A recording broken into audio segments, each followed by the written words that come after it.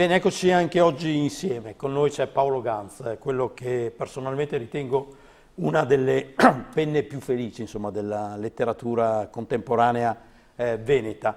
Grande amante di Venezia, ancorché viaggiatore, possiamo dire cittadino del mondo, delle sue capacità evidentemente non mi accorgo solo io, tant'è che Bottega Errante di Udine gli ha appena pubblicato questo libro, Venezia Complice, che anche gode di una versione in inglese, Venice Confidential. Viene subito da chiedere com'è che si può ancora scrivere qualcosa su Venezia? È una bella domanda, è una bella sfida scriverlo. Venezia è stata cantata in tutti i modi, no? Non c'è più nessun modo di raccontarla in una maniera diversa. Certo si può raccontarla con parole diverse, scavando in quella che è la sua magia. Se in Cercando Venezia, un libro che è uscito, mio libro è uscito qualche anno fa, si doppiava un po' la guida la famosa guida sentimentale di Venezia di Diego Valeri, sostituendo i capitoli da sestieri a emozioni, sensazioni, odori. Bellissima, una guida bellissima. Un libro che mi ha dato molta soddisfazione. Venezia Complice invece è un libro di narrativa, cioè 18 racconti ambientati a Venezia e in sintesi possiamo dire storie che sarebbero potute accadere solo a Venezia, perché Venezia mette questa sua magia, questa sua appunto complicità nel fare da sponda a chi Venezia la vive, sia che abiti, sia che la conosca. Il termine complicità presuppone anche il termine amicizia. Ma è una città amica Venezia. Ma c'è di più nella complicità. Nella complicità c'è una condivisione, una collaborazione non sempre chiara, non sempre precisa, non sempre definita. La complicità ha un aspetto diverso dall'amicizia. La complicità si sta facendo qualcosa insieme, forse anche un sogno come in questo caso. Ma Venezia Complice è donna o è un termine assessuato? Complice? Assolutamente donna in questo caso. Nel caso di questo libro assolutamente donna. I 18 racconti sono tutti di fantasia o si rifanno? I 18 racconti sono tutti di fantasia, naturalmente si dice nessuno scrittore scrive una riga che sia vera, scrive una riga che sia inventata del tutto, e quindi visto che in passato il mio buon vecchio romanzo Perché nessuno piace il mio caffè, tutti si sono interessati, molti si sono interessati nella maniera più semplice a farmi dichiarare chi fossero i protagonisti, a volte anche individuando in maniera del tutto errata e del tutto immaginaria chi fossero per davvero nella nostra città. Ecco, qui non troverete nessuno di vero, troverete storie. Le storie si nutrono delle storie che uno scrittore conosce, ascolta, vede, ma poi elabora, inventa, quindi non perdiate tempo a cercare. E tanto per conoscere qualcuno di questi personaggi, chi è Saverio il Matto?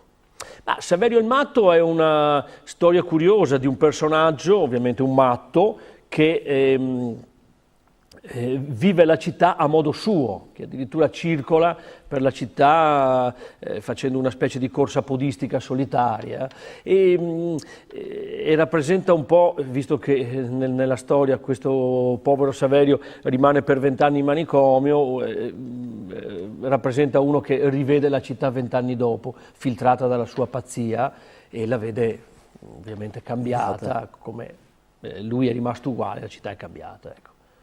Chi ha scritto la quarta di copertina, devo dire, è stato bravo a incuriosire, perché si parla ad esempio di una giovane donna di Marsiglia che insegue il maestro di Malamocco. Chi è il maestro di Malamocco innanzitutto? Scritto con la M maiuscola. Il maestro di Malamocco per antonomasia è stato e è ancora, per quanto mi riguarda, Ugo Pratt. No? Malamocco, io abito al Lido, quindi Malamocco bene o male è un posto dove io vado molto spesso, perché ritrovo una Venezia antica, vecchia, e Ugo Pratt ha vissuto per diversi anni a Malamocco, dove ancora risiede Lelio Vianello nel suo studio. Lelio Vianello, ricordiamo, ha fatto le illustrazioni di Cercando Venezia, e questa francese nella mia immaginazione parte da Marsiglia con una cartella di disegni e per cercare Pratt, che poi troverà nella finzione naturalmente, e accadranno qualcosa che è meglio non svelare, per lasciare questa curiosità. Malamocco è una buona quinta, perché Malamocco è una Venezia antica, una Venezia ante litteram, dove si ritrovano ancora questi ortolani pescatori, anche se ormai anche lì le cose sono cambiate, e Prat ha lasciato lì una grossa impronta, una grossa testimonianza della sua arte. Venezia Complice fa parte di una collezione di libri dedicati alle città. Sì. Qual è il processo creativo per cui si scrivono 18 racconti? Da dove nascono?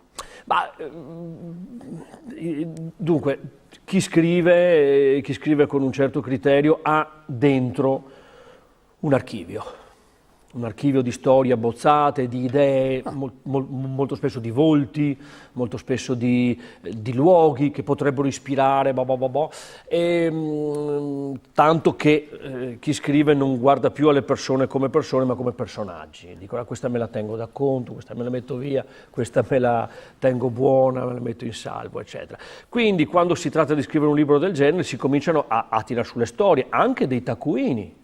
Perché io per esempio posseggo una quantità enorme di taccuini pieni di idee, di storie che poi rimangono lì, non tutto funziona. Il lettore sa solo le storie che alla fine vengono realizzate, vengono pubblicate, ma ce ne sono molte altre, la maggior parte non sono nemmeno mai state pubblicate, e quindi si comincia a ragionare, a fare una struttura, a fare come si trattasse di una costruzione, di che cosa ci possiamo mettere dentro. Questo va, poi molto si scarta perché il gioco è quello, e se le cose funzionano, questo rientra un po' nella storia, come in questo caso, di romanzi in cornice, cioè che non sono cronologicamente legate i capitoli, ma vivono nello stesso ambito, quindi si vede che tutto quadri, che tutto funzioni, che bilanci, insomma un po' un'arte, un po' un mestiere, ecco.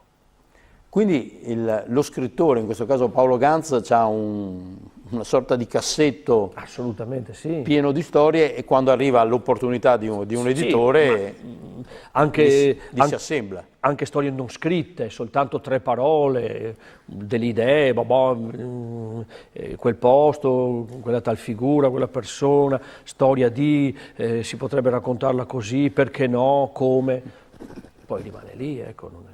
E quindi su Venezia quanti racconti avrebbe ancora disponibili? Al momento ho disponibili alcuni concetti, alcune idee, alcune cose di cui uno mi sta disturbando continuamente, perché a volte le storie che vogliono uscire, non vorrei dare un'idea di una faccenda troppo romantica, ma funziona così, le storie ti disturbano, no? E continuano a dire scrivimi, però poi parte un altro processo, perché per scrivere una storia c'è bisogno di una lunga ricerca a monte.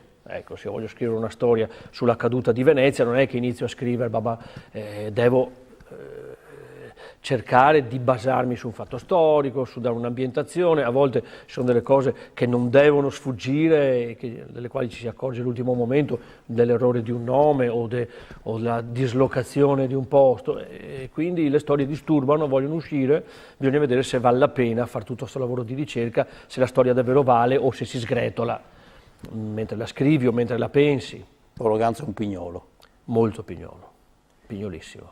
I racconti di Venezia Complice sono contemporanei o sono di diverse epoche? No, sono tutti contemporanei, in sé non hanno una precisa collocazione temporale, però sono tutti contemporanei, quindi non c'è una data, ma leggendolo capisci che l'azione si sta svolgendo ora o circa. Vedo che tra i soggetti non possono mancare i gatti.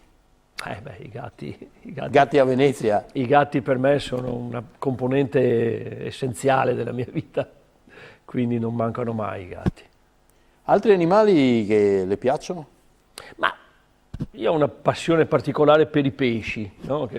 E come amo molto i topi, tanto che nel mio precedente libro Cercando Venezia. Stavo dicendo le pantegane. Le pantegane, sì, io ho molto rispetto per loro, perché poi ho scoperto delle robe interessantissime, ma spesso mi capitava che chiedevo nei reading: volete sentire i gatti? I topi no, per carità.